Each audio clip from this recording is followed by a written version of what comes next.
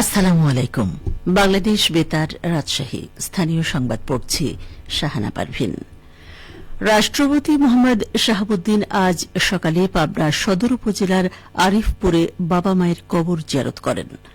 এ সময় তিনি কিছুক্ষণ বাবা মায়ের কবরের পাশে অবস্থান করেন। পরে বাবা মায়ের রুহের মাগফিরাত কামনায় বিশেষ দোয়া করেন রাষ্ট্রপতি মোহাম্মদ শাহাবুদ্দিন। সফরসূচির অংশ হিসেবে আজ সন্ধ্যে ৭টায় পাবনা প্রেস ক্লাবে স্থানীয় সাংবাদিকদের সঙ্গে মতবিনিময় করবেন রাষ্ট্রপতি। রাষ্ট্রপতি মোহাম্মদ শাহাবুদ্দিন আগামীকাল সকালে পাবনা সদরের ভবানীপুর মসজিদ পরিদর্শনে যাবেন। একই দিন সন্ধ্যে ৭টায় শহরের জুবলি ট্যাঙ্ক এলাকায় নিজ বাসভবনে সময় কাটাবেন তিনি। মঙ্গলবার সকালে পাবনা সার্কিট হাউসে গার্ড অব অনার গ্রহণ শেষে হেলিকপ্টার যোগে ঢাকার উদ্দেশ্যে পাবনা ত্যাগ করবেন রাষ্ট্রপতি। বিরতি থাকবে। বৃহস্পতিবার থাকবে সাপ্তাহিক বন্ধ। এছাড়া বিশ্ববিদ্যালয় ও সরকার ঘোষিত যেকোনো ছুটির দিনও জাদুঘর ও গ্রন্থাগার বন্ধ থাকবে। তবে শুক্রবার শুধুমাত্র প্রদর্শন গ্যালারি সমূহ খোলা থাকবে। বগুড়ার নন্দীগ্রামে জ্বালানি তেলের মজুদ, বিক্রি ও ব্যবস্থাপনা স্থিতিশীল রাখতে ভ্রাম্যমাণ আদালতের অভিযান পরিচালনা করেছে উপজেলা প্রশাসন। গতকাল উপজেলা নির্বাহী অফিসার শারমিন আরার নেতৃত্বে নন্দীগ্রাম বাসস্ট্যান্ড ও সদর ইউনিয়নের শিমলা বাজার এলাকায় এ অভিযান চালানো হয়। অভিযানে বিভিন্ন ফিলিং স্টেশনে জ্বালানি তেলের মজুদ, বিক্রি ও ব্যবস্থাপনা মনিটরিং করা হয়। এ সময় স্টেশন মালিকদের মজুদের সঠিক হিসাব সংরক্ষণ, গ্রাহকদের রসিদ প্রদান, অতিরিক্ত দামে তেল বিক্রি না করা এবং সরকার নির্ধারিত দামে বিক্রির নির্দেশনা দেওয়া হয়। উপজেলা নির্বাহী অফিসার শারমিন আরা জানান, সকল ব্যবসায়ীকে আইন মেনে ব্যবসা পরিচালনা করতে হবে, অন্যথায় আইনগত ব্যবস্থা গ্রহণ করা হবে। এছাড়া অভিযানের অংশ হিসেবে উপজেলার হাটকড়ই বাজারে লাইসেন্স ছাড়া ডিজেল মজুত রাখার অপরাধে পেট্রোলিয়াম আইন অনুযায়ী মেসার্স প্রদীপ ট্রেডার্সের স্বত্বাধিকারীকে ৫,০০০ টাকা জরিমানা করা হয়।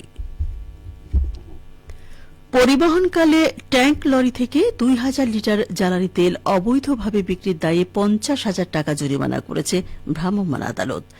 গতরাতে নাটোরের সিংড়া উপজেলায় আখি ফিলিং স্টেশনে অভিযান পরিচালনা করে এই দণ্ডাদেশ প্রদান করেন উপজেলা নির্বাহী অফিসার আবদুল্লাহ আল রিফাত।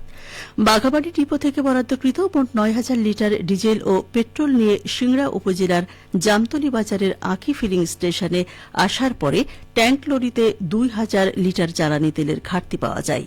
লরি ম্যানেজার আবু সাইদ জানান, বগুড়াতে ১,৫০০ লিটার পেট্রোল এবং ৫০০ লিটার ডিজেল বিক্রি করা হয়েছে। ভ্রাম্যমাণ আদালতের বিচারক ভোক্তা অধিকার সংরক্ষণ আইনে লরি ম্যানেজার আবু সাইদকে ৫০,০০০ টাকার দণ্ডাদেশ প্রদান করেন।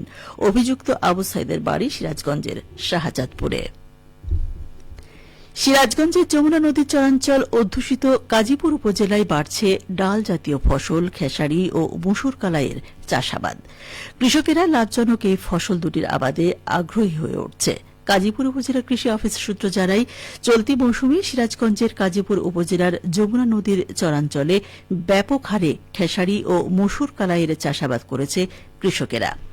মিলেছে ভালো ফলনও। কৃষকেরা এখন জমি থেকে কালাই উত্তোলন ও মাড়াইয়ে ব্যস্ত সময় পার করছেন।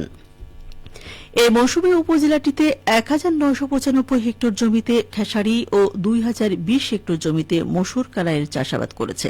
অধিকাংশ জমিতে ভালো ফলনের আশায় হাইব্রিড ও উচ্চ ফলনশীল জাতের বীজ চাষাবাদ হয়েছে। এর মধ্যে বাড়ি খেসারি ১, ২ ও ৫ এবং বাড়ি মসুর ৮ ও ৯ এর ফলন ভালো মিলেছে। উপজেলা কৃষি অফিসার কৃষিবিদ শরীফুল ইসলাম বলেন, খেসারি ও মসুর কালাইয়ের চাষাবাদে কৃষকদের আলাদা জমি প্রস্তুত, সেচ বা সার প্রয়োগের প্রয়োজন হয় না। অন্য ফসলের সাথে ফসল হিসেবে আবাদ করে ভালো ফলন পাওয়া যায়, ফলে কৃষকেরা লাভবান হচ্ছেন।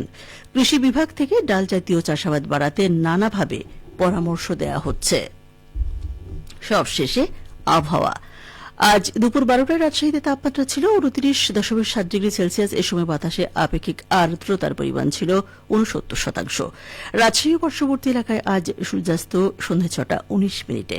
সংবাদ শেষ হল। আমাদের পরবর্তী সংবাদ দুপুর ২টা ৫ মিনিটে।